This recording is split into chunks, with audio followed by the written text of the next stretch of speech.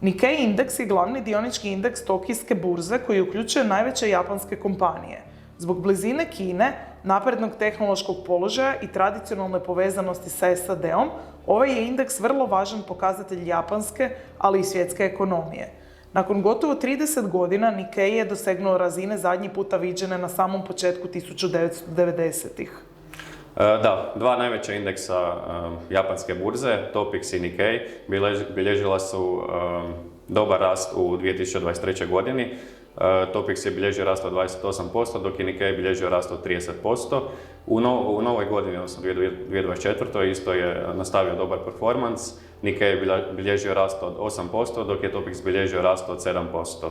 Ali treba spomenuti da dok su ostala svjetska tržišta daleko na višim razinama od 20. stoljeća, japansko tržište nije. Japansko tržište je ostvarilo svoje vrhove krajem 1980. godina, odnosno na samom početku 1990.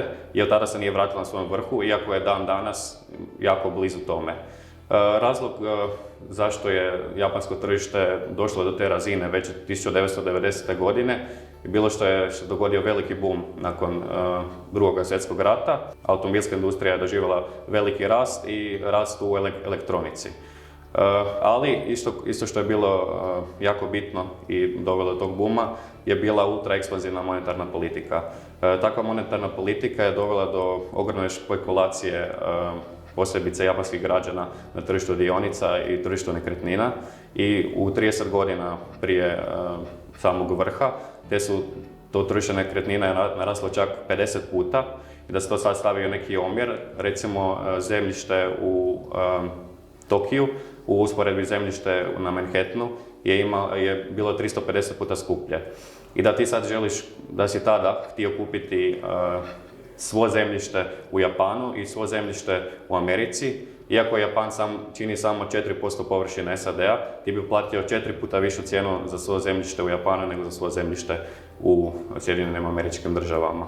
Ali, kao svim ekspanzivnim ciklusima, i tome je došlo kraj, centralna banka je krenula dizati kamatne stope, ali to je bilo ipak prekasno i dogodilo se nešto što ekonomisti nazivaju izgubljeno desetljeće, gdje se tržište nekretnina i tržište dionica tokom 10 godina izgubilo čak 70% svoje vrijednosti. Japanski jen je jedna od svjetskih valuta kojom se najviše trguje, koja se smatra sigurnom investicijom. Kretanje jena i tržišta snažno je povezano.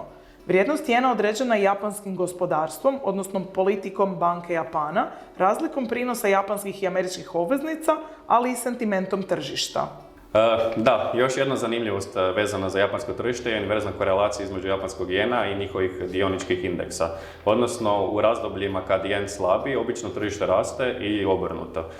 To se događa zato što kada jen slabi, Japan ima jako puno izvoznih poduzeća listana na burzi i ta poduzeća postanu relativno konkurentnija jer imaju relativno jeftinije svoje inpute. Jačanje jena se događa u situacijama, u turbulentnim vremenima, kada investitori nisu spremni preuzimati previše rizika i onda bježe prema, to se zove safe haven, odnosno sigurnost, prema Japanu i to se obično događalo, evo, recimo 2008. je puno jačao jen i do početka krize 2020. isto tako jačao jen. Ono što je zanimljivo od početka korona krize, malo kasnije od samog početka, je taj jen krenuo slabiti i to je obilježilo samo dno tih dioničkih tržišta koji od tada bilježe veliki rast. Ali što je zanimljivo u zadnjih par godina, rekao sam da investitori bježe prema jenu u turbulentnim vremenima, ali to se nije dogodilo u zadnje 2 do 3 godine, kada su se ipak dogodili ratovi u Ukrajini i na Bliskom istoku. Jen je svejedno nastavio slabiti i što je uzrokovalo veliki rast na dioničkim tržištima, a isto što je bilo povoljno za samo japansko tržište je to što oni su bili jedina razvijena ekonomija koja je odlučila ne dizati kamatne stope u ovom ciklusu koji se dogodio 2022. i 2023.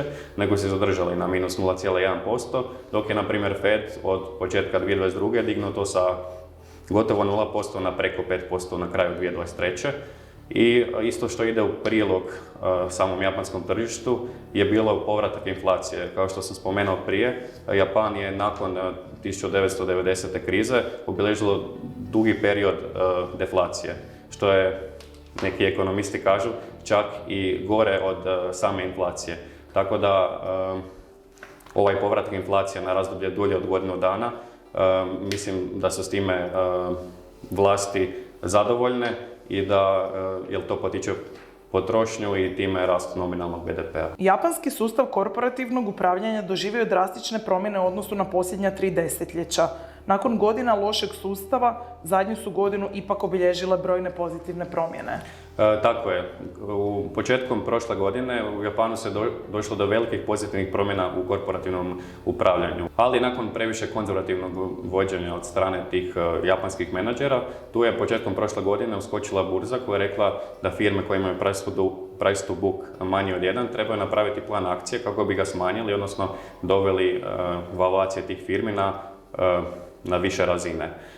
To bi mogli napraviti s time da smanje taj cash, odnosno smanje ga na način da isplate ili dividende ili naprave buyback za vlasnike. A isto tako bi to automatski povećalo return on equity. Isto tako neke od pozitivnih tih corporate governance promjena koje su se dogodile u prošloj godini bile su vezane za akvizicije. Sada kod malih firma te akvizicije koje se događaju će se moći odbijati od porezne osnovice, pa će to biti firmama porezno primamljivo. A isto tako spomenuo sam ove buybackove koji sada je postala regularna praksa čak i velikih japanskih firmi i zadnje 2 godine bilježe sam vrhunac buybacka na japanskim tržištima, dok to nije bila praksa u prijašnjim godinama. Jedna pozitivna promjena, posebice važna za strane investitore poput nas, je bila što sada burza zahtijeva japanske firme da budu više transparentne prema manjinskim dioničarima i isto tako objavljuju svoje izvještaje na engleskom jeziku. Tržište smatra da bi ponovno jačanje jena možda uzrokovalo vrhunac japanskog tržišta, odnosno da bi Japan ponovno prevario na neki način investitore i doveo do duljeg razdoblja rasta ili stagnacije, ali mi smatramo da je to bitna stavka za pratiti u kratkome roku, ali u dugome roku isto tako su bitne ove promjene u korporativnom upravljanju koje su prvi put uvedene prošle godine u Japanu i stoga ćemo pratiti njih i firme na koje se te promjene odnose.